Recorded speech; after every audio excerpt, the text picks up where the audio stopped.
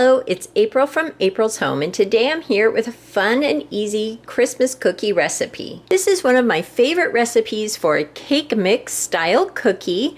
So I'm making a double batch today because these are really big cookies and I want enough of them.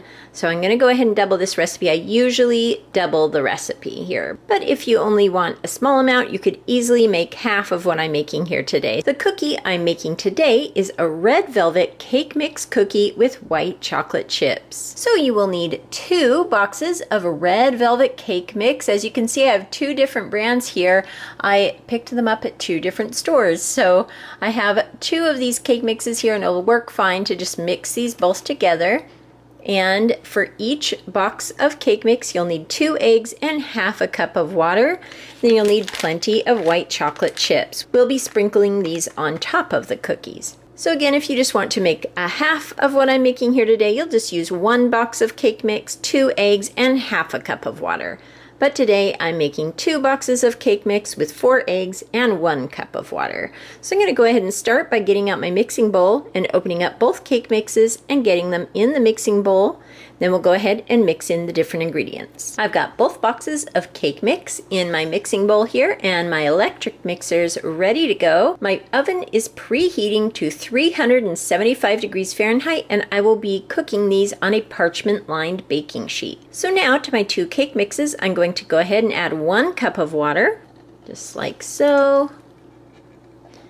And then I'm going to add my 4 eggs. So I've got my 4 eggs cracked into my measuring cup here, and I'll put all 4 eggs in. And now all I'm going to do is mix everything together here, and then the dough will be ready. I'll go ahead and get this mixed up and show you what that looks like, and then we'll go ahead and scoop out our cookies onto our parchment lined baking sheet and sprinkle the top with white chocolate chips. So again, we'll just want to mix that up until it's all mixed together. You don't want to over mix it, and you also want to make sure that you get any of the powder from the bottom of the bowl.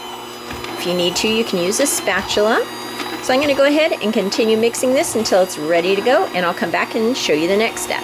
Okay, so that is all there is to it. I've stirred it up. I've made sure that everything is mixed in from the bottom. You can see this is a really wet dough here. You can see that it's just kind of like this here. It's thicker than a cake batter, but a little bit wetter than a normal cookie dough. So I'm going to go ahead and take my cookie scoop here, and I'm just going to get a scoop and bring that over to my parchment lined baking sheet.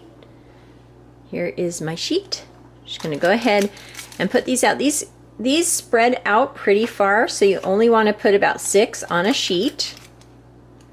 And you can make them bigger or smaller based on the size you want, but the idea is that they're kind of a big fat cookie. This recipe was originally called a big fat cookie because that is how they turn out. Okay, and we'll take a look at these after this first batch bakes up and see if I've got the size about right. So I've got 6 here, and now I'm going to go ahead and open up my white chocolate chips and sprinkle the top of each cookie with plenty of white chocolate chips. Now, I was a little close on some of these. The way the batter was kind of sticking to it and doing it one-handed, I didn't get these as even as I would like.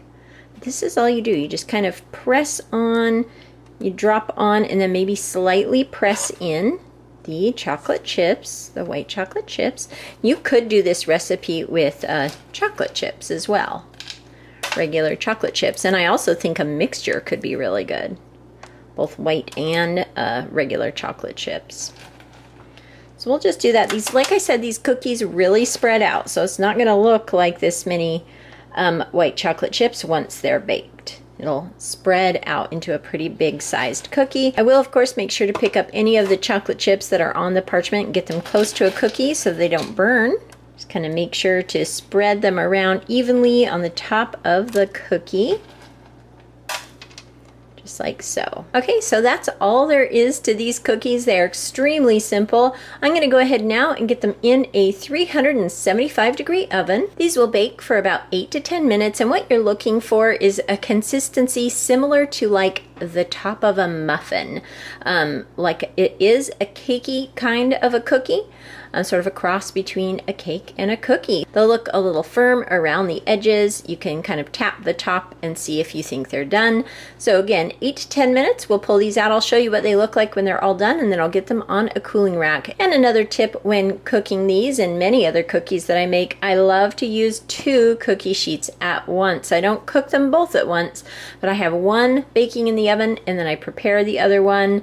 And then that way when this one comes out all baked, I have the other one ready to go into the oven. It makes getting through the whole batch pretty easy. So I'm going to go ahead now and get these in my 375-degree oven, and I'll come back when they're baked and show you how they turned out. Our first batch is out of the oven, and this is how they've turned out. You can see how big they spread out here and how the white chocolate chips spread over the top of the cookie. So what looked like quite a bit really distributed over the top of the cookie just fine. It almost looks like some of these need a little bit more, so I'll have to work on that with the next batch. So I'm going to go ahead now and remove these to a cooling rack. Okay, so here are the cookies on the cooling rack, and you can see a lot of the chips were on the side and bottom of these cookies, and they got a little bit more brown than I would like. So this time I'm going to go ahead and try to keep most of the chocolate chips in the top center. There's a few here that have slid to the bottom, but most of them I'm keeping on the top of the cookie, and we'll see if that does a little bit better. Even though some of the white chocolate chips do turn this brown color when they touch the pan here, they're actually still very, very tasty. So either way, they'll taste great, but we'll go ahead and try it this way next time. And I'll keep baking these and come back when they're all finished, and we'll let them cool down, and then I'll give them a try. My red velvet white chocolate chip cake mix cookies are all done baking. I've put them on a fun Christmas candy cane striped plate here to serve them up. My kids as well as my grandkids are coming over tonight. I'm going to be making the grandkids a nice dinner. We're going to watch some Christmas specials and enjoy these cookies for dessert. So I'm really excited to see if they enjoy these cookies. I